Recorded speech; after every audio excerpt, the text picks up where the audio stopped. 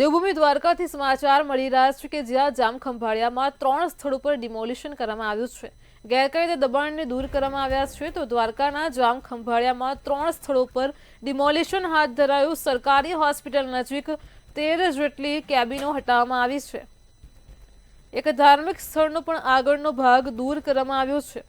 મોટા પાયે ડિમોલિશન હાથ ધરવામાં આવ્યું હતું। ખાનગી કંપનીની 1300 ચોરસ મીટર જેટલી દિવાલ પણ તોડી પાડવામાં આવી છે।